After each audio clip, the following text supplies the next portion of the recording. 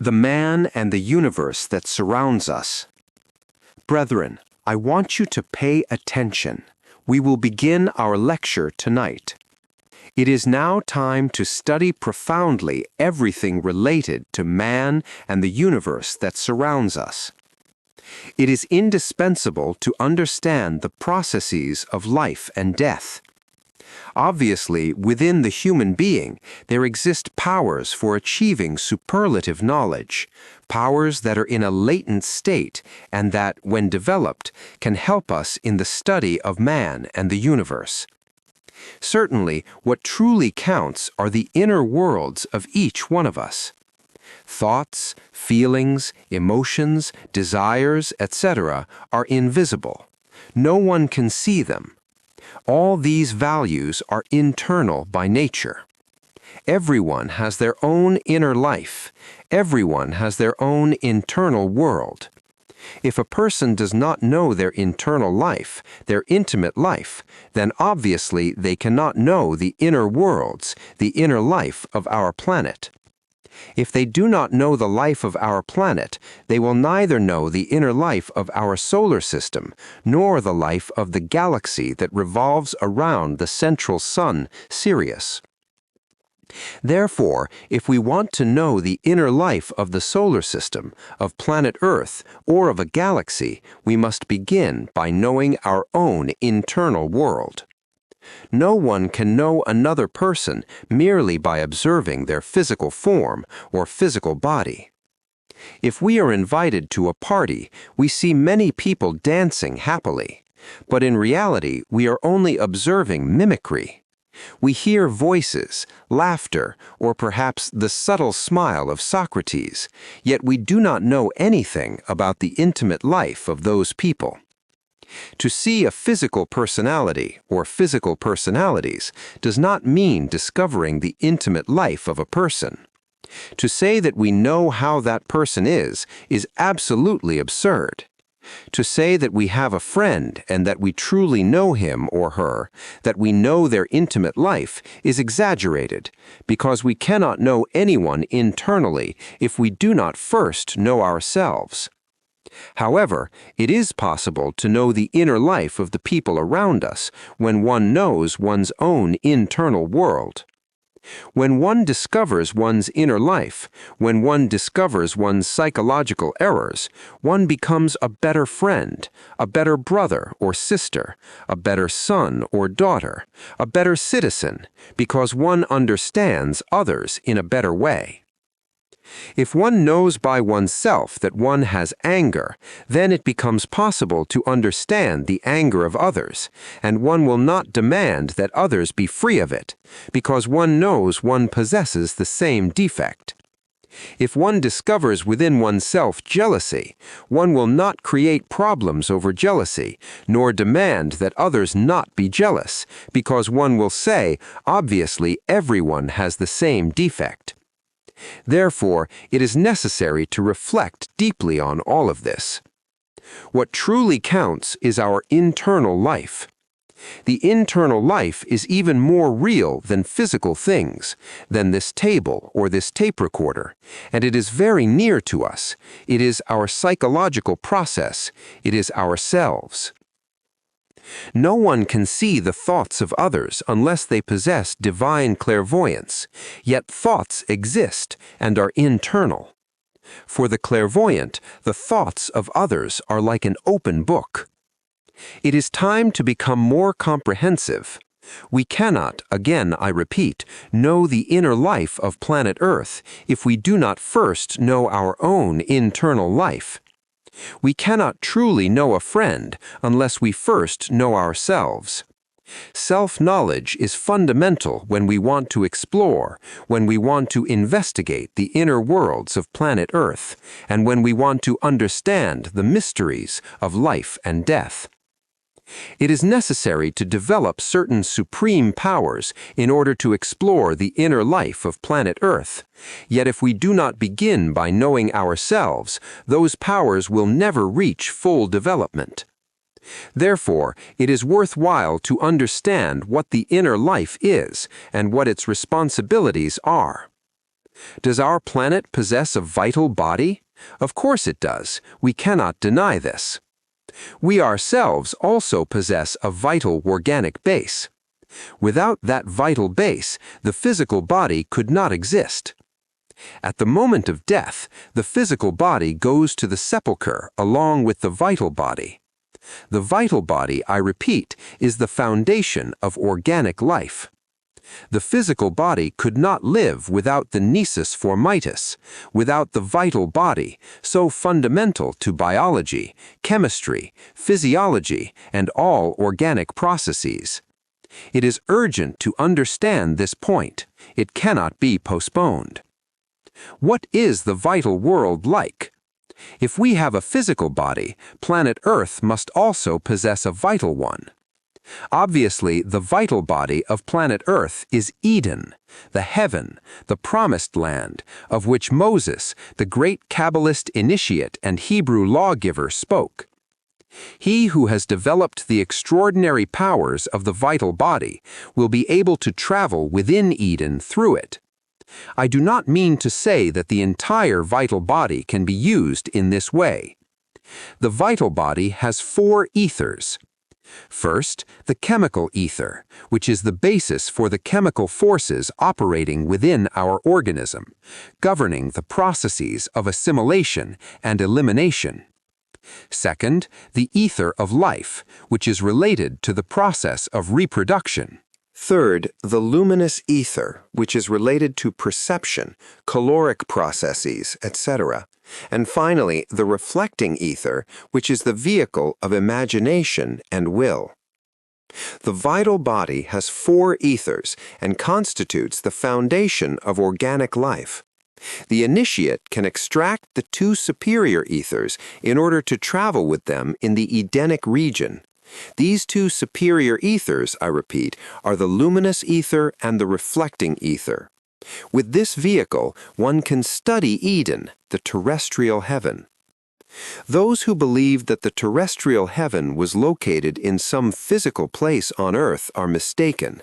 The biblical explanation regarding the rivers Tigris and Euphrates and a heaven situated in Mesopotamia is entirely symbolic. The terrestrial vital body is the foundation of organic life on planet Earth. Certainly, the vital body has 2 spheres. The first, I would say, is the moon. The second is the earth. They are like 2 yolks of the same egg. This may seem illogical, but it is not. Remember that the moon, which illuminates us from infinite space, once possessed life, rich life with deep oceans, erupting volcanoes, vegetable life, animal life, and even human life. Those pseudo-esotericists, or self-proclaimed initiates, who claimed that the moon was a fragment of the Earth thrown into space, were disqualified after the explorations carried out by NASA. The lunar rocks examined using the carbon-14 system showed that the moon is older than the Earth. Therefore, it is not a piece of the Earth, as many learned ignoramuses believed.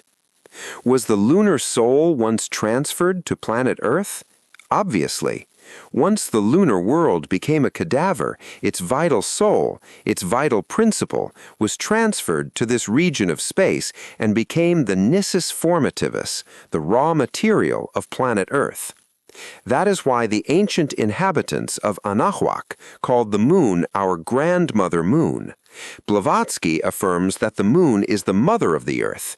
For the initiates of Anahuac, the moon is the grandmother, because if the moon is the mother of the earth and the earth is our mother, then the moon is our grandmother. You can see how, with great wisdom, they define something that modern intellectuals, despite their many titles, have failed to explain. In reality, wisdom is extremely simple. It possesses an ingenuity and innocence that astonish. Obviously, the moon plays a very important role in the organic economy of planet Earth. Because the vital body of the Earth also encompasses the moon must act directly upon our planet, upon organisms, etc. We already know the role it plays in relation to high and low tides. We already know the relationship it has with ovarian functions in the feminine sex. We also know the connection between various illnesses and the lunar cycle, as well as the way the health of patients in mental institutions worsens during certain lunar phases, etc., etc. There is a direct lunar influence on the conception of all creatures. With the waxing moon, sap rises. With the waning moon, it descends, and this is extraordinary. Therefore, the vital world is something truly worthy of investigation. In Eden, in the vital world, there are extraordinary things. Anyone who knows how to travel with the vital body in heaven will see other human races. There exist paradisiacal races that live in the fourth dimension. They live close to us but are invisible. I know one of these races. They possess physical bodies, reproduce as we do, and live among us, yet people do not see them due to different modifications of matter. There still exist human races that have never left heaven and that live happy and content. They are people of flesh and bone, invisible to those who live in the three-dimensional Euclidean region. Edenic people who have not yet eaten of the fruit of which it was said, "Thou shalt not eat of it, for in the day that thou eatest thereof thou shalt surely die." They are people who obeyed that command. The vital or Edenic world is beautiful. The mountains in that region are transparent like crystal and possess a beautiful blue color. The oceans and the land also display this hue. The fundamental color in Eden is blue, although this does not mean that the entire spectrum of colors does not exist. All colors exist, but the dominant tone is that intense etheric blue. The vital world is truly beautiful. There are extraordinary temples. There we find the temples of the elementals of nature. Each plant, for example, is the physical body of an elemental.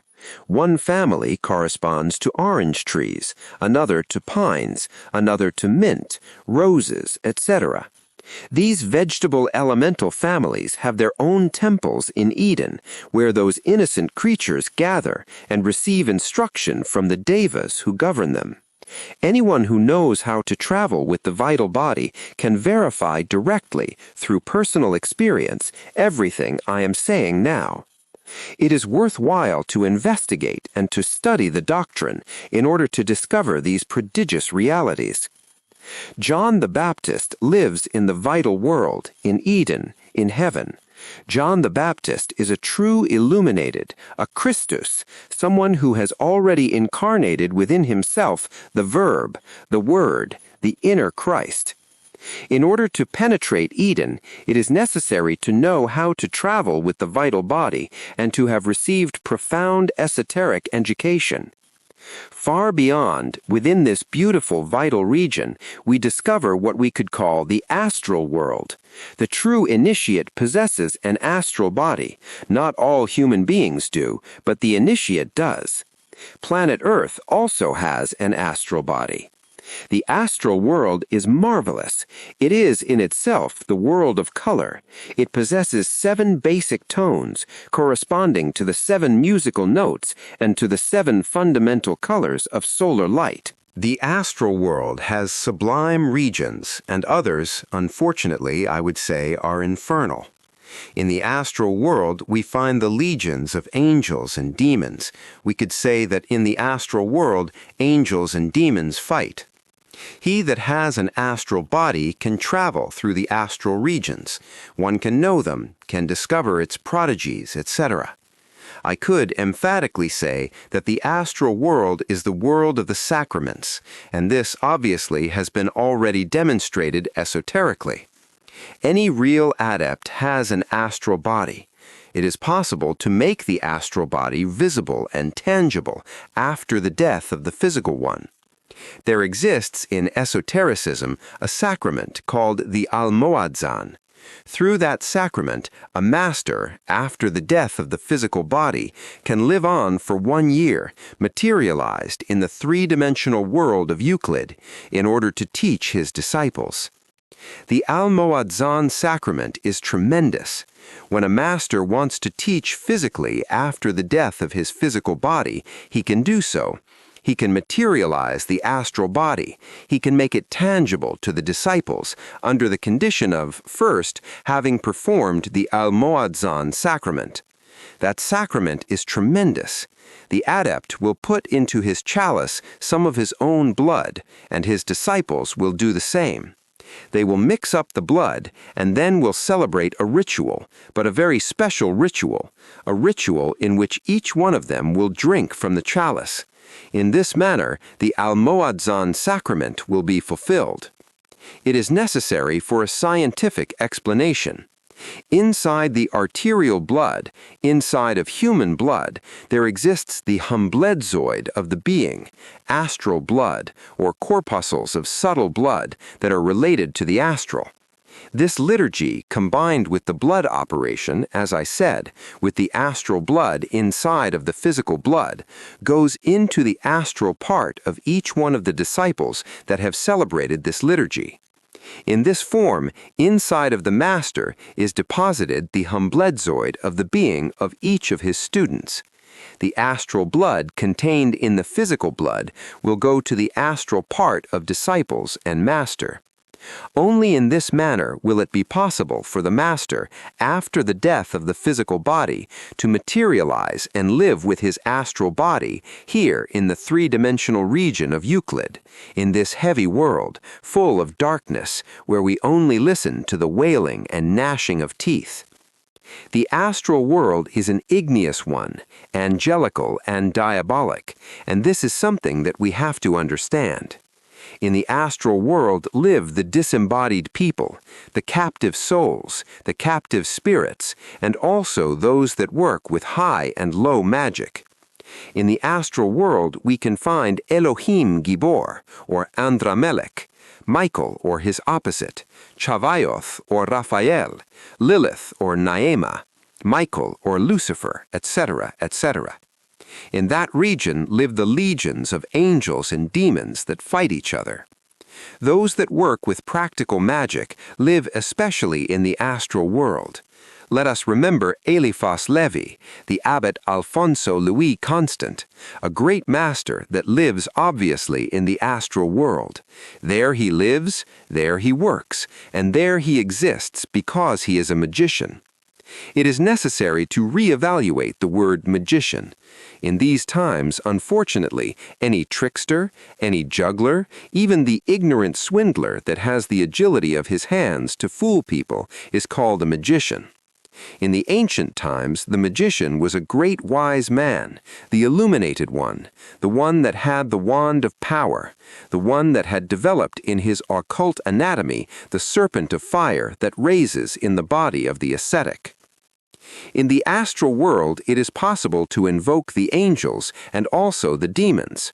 There are ineffable angelical formulas that make it possible to be assisted by the Elohim, but there are also mantric devil formulas or liturgies that are used to invoke the demons.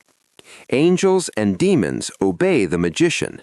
The magician lives in the astral world.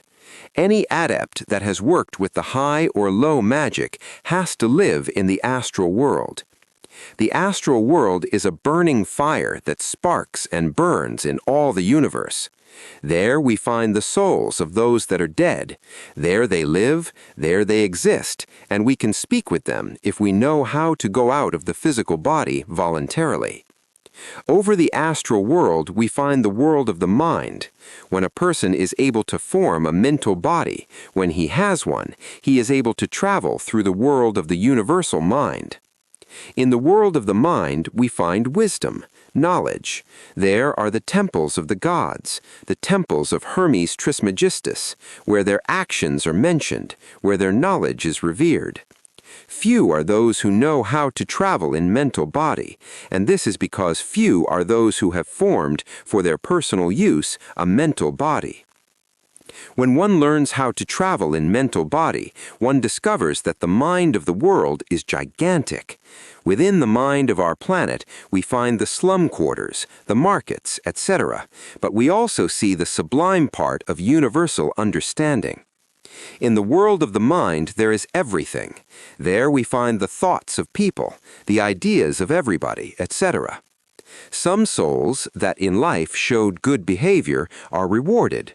For some time they live in the Devachan, in the region of the superior mind, and even can visit the causal. But later, when the reward is finished, they have to come back, once again, to a new physical body. In the world of the mind, there is pain and happiness. All depends on the region where we are. In the inferior regions of the world of the mind, there is pain. In the superior regions, there is happiness. In the world of the mind, we also find many devas that love humanity. They work for the common good. They fight for the good of so many millions of people that live on the face of the earth. Brothers, it is time to clearly understand that if one does not know one's own particular mind, if one does not understand one's own mental processes, and if one does not know how to dominate the mind and control the senses, one will not even know the cosmic mind, the universal mind. Let us remember that the mind that is a slave of the senses makes the soul like a boat lost on the waters, driven by the wind. How could we know the universal mind if we do not even know our own mind, if we have not studied the 49 levels of understanding, and if we have not yet disintegrated the undesirable elements that we carry within the mind? Therefore, it is possible to explore the mind only after we have explored our own mind. Far beyond the region of the universal or terrestrial mind lies the world of natural causes. If one has not created a causal body for one's own use, how could it be possible to explore the world of cosmic causes? How could one travel in the causal body? How could one know the world of natural causes? One must study one's own causative life, discover the causes of one's errors, and know oneself in order to earn the right to become a causal human. Only the causal human can live consciously in the causal world. Only the causal human can travel in the world of natural causes. Only the causal human has access to the secret archives of the causative region. In the world of natural causes, once again, the profound blue color predominates. The adepts of the causal world work for humanity. They dress in a manner similar to that of people on planet Earth. They have their temples and are constantly occupied with works carried out for the common good. In the world of natural causes, we find the law of balance. The causal human always works in accordance with cosmic balance and lives in perfect equilibrium. In the causal world, we discover that there is no effect without a cause, nor a cause without an effect. The cause transforms itself into an effect, and the effect, in turn, becomes a cause that generates other effects. The law of cause and effect is real, and it is perfectly understood when it is investigated in the world of natural causes. The causal human is the one who has formed a causal body. The causal human already possesses an individual will. We must emphatically state that the intellectual animal, mistakenly called a human, does not yet possess true individuality. Obviously, the intellectual animal is not human in the most transcendental sense of the word. When one has the great privilege of having created a causal body, or body of conscious will, then one truly knows what happiness is. If we reflect on the multiplicity of the psychological I and on each of the defects we carry, we discover that each is represented by an inhuman psychological aggregate. Thus, we realize that we possess many wills. Each psychological aggregate is a tenebrous entity within us that personifies an error and has its own will. The different aggregates that live within us represent distinct mechanical impulses. There are many wills within our psyche that struggle among themselves. The intellectual animal does not possess an individual will. There is no unity of will within the intellectual animal. However, when one has formed the body of conscious will, one acquires an individual will that is useful for work throughout the entire universe. In the world of natural causes, we find the causal humans, those who have formed the causal body. How could we know the causal world if we do not first know the causes of our own errors? How could we know the causal world when we still ignore our own mistaken causes? In reality, I repeat, whoever wishes to know the inner worlds of planet Earth must begin by knowing his own internal world. This requires self-exploration and conscious work upon oneself. Beyond the world of conscious will lies the Buddhic or intuitional world. Obviously, we cannot penetrate the Buddhic or intuitional world if we have not first discovered our own intuitive reality and developed intuition. There is a clear difference between the reasoning comparative process and intuition. Reason works through comparison. This is white because that is black, or vice versa. Intuition is something entirely different. It is the direct perception of truth, without the depressing process of options or comparison. In the Buddhic or intuitional world, intuition prevails. Far beyond that region lies the region of Atman, the ineffable. Yet in the region of intuition, we discover universal wisdom, knowledge of what is, of what has been, and of what will be. In the Buddhic or intuitional world, there is ineffable wisdom, fraternity, unity, totality, and love. Those who live in the world of intuition experience authentic happiness. Therefore, it is truly worthwhile to investigate all of this. Far beyond the Buddhic or intuitional world lies the region of Atman, the ineffable, the region of the innermost, the being. The being is the being, and the reason of the being to be is to be the being itself. The innermost has two souls, the spiritual soul, which is feminine, and the human soul, which is masculine.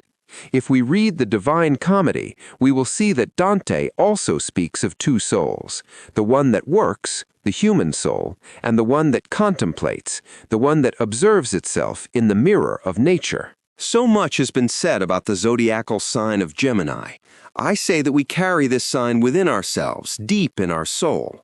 The innermost has, I repeat, two souls, the spiritual, that is feminine, the human, which is masculine. The spiritual one is the Valkyrie, is Ginebra, the queen of gins, the one that Lancelot helped with the wine of the delicious chalices of Succa and Monte. The human soul suffers, weeps, is masculine. Through this soul, the cosmic Krestos, the powerful astral mediator that connects our physical personality with the supreme irradiation of the solar father, vibrates. It is possible to incarnate the two souls, but that means rigorous esoteric disciplines. It is necessary to have created the astral, mental, and causal bodies here and now. Only the free initiate, the one that has eliminated the ego, that has really worked profoundly in himself, is dignified to incarnate the two souls. This means to make real the zodiacal sign of Gemini, because those two souls are twins. Undoubtedly, the human soul has to marry his lady, the Valkyrie, the Shulamite of the wise Solomon that appears in the Song of Songs. The one that can incarnate in himself those two souls will achieve the total liberation, the wisdom. First, it is necessary to receive the spiritual principle, human principle, masculine. Second, the human soul. The masculine part has to marry the feminine spiritual part. Through the Buddhi, the Valkyrie, the Ginebra, shines the Logos. Obviously, the most powerful divine principles are in the soul spirit, in the Buddhi. That is why Blavatsky, in her book The Voice of the Silence, says, "The Buddhi is like a glass of alabaster, slender and transparent, in which the fire of prajna burns." When the human soul, what we have of human within ourselves, marries the soul spirit, and the inner light is established in ourselves, we are then transfigured, resplendent, illuminated. But in order to attain that contact, it is necessary to work very hard within ourselves, in an intense manner, forming the existential superior bodies of the being, eliminating the ego, and sacrificing ourselves for humanity. In that form, brothers, what really counts is to become truly adept in the inner light fraternity. If we do so, we will reach the real inner illumination. If we do so, we will achieve authentic peace. It will be possible to submerge ourselves in the region of authentic happiness, etc. It is necessary to get out of the kingdom of darkness in which we find ourselves. It is really urgent to attain the world of splendors. It is necessary to investigate, to reflect, and, I repeat, to study these things. If we do not analyze, if we do not study these matters, we will never achieve the final liberation. Each one of us has to work on himself if in reality we want to one day achieve the authentic final liberation. But in order to work on ourselves, it is absolutely necessary to have the knowledge, the keys, the practices. Here, we will give our students the systems, the methods to work on themselves, so they will be able to achieve a total transformation. It is necessary to have continuity of purpose, because many begin in these studies and few finish. It happens that people do not have continuity of purpose. Today they begin with a lot of enthusiasm, and later on they leave the doctrine's body. In the world there is everything. There are fickle people, those that go from school to school and believe they know a lot, when in reality they know nothing. We have to define ourselves. This institution looks nothing but the inner self-realization of the human being.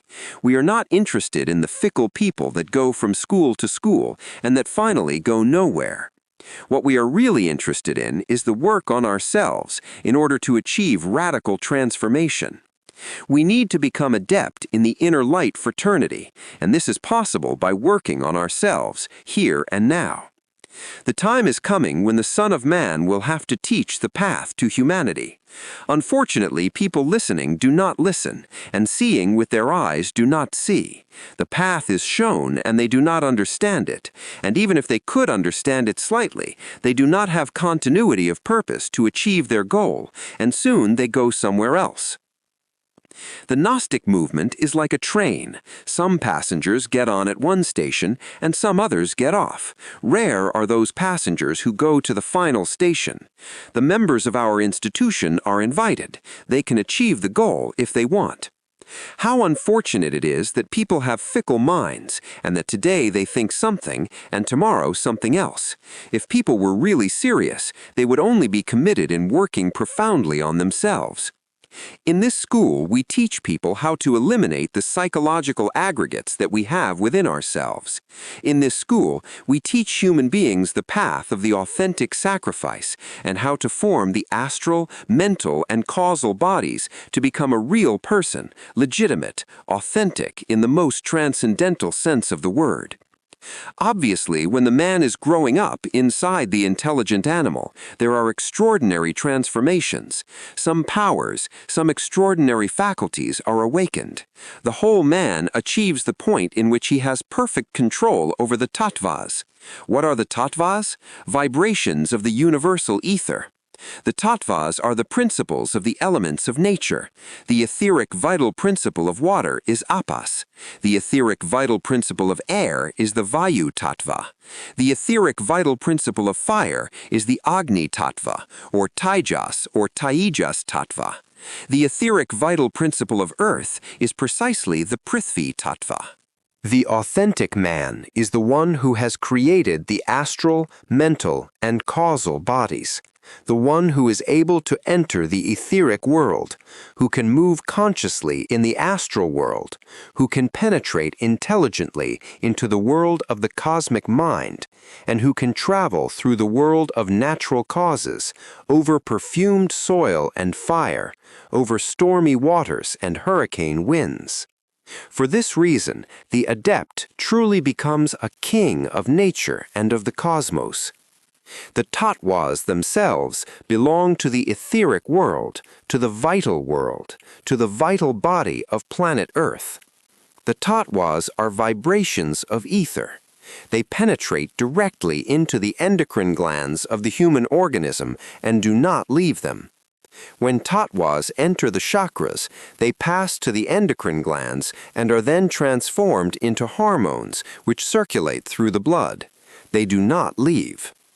The awakening of the Tatwic powers is something astonishing, but this is possible only for the authentic man, the one who is able to live consciously in the astral world, the one who knows how to travel in the world of the mind, or the causal man whose center of gravity is firmly established in the world of natural causes. A self-realized adept is a man in the fullest sense of the word, because he commands the tattvas and can use them voluntarily. He is a man who governs fire, air, water, and earth. He is capable of provoking storms and other phenomena. He is versed in the use of the tattvas. He is a real man, a self-realized master, someone who knows the superior worlds. The moment has arrived in which each one of you must fight for self-realization. The moment has arrived in which each one of you must come to know his own inner worlds in order to know the inner worlds of others and the inner worlds of planet Earth, the solar system, and the galaxy in which we live. Inverential peace. Samael Aun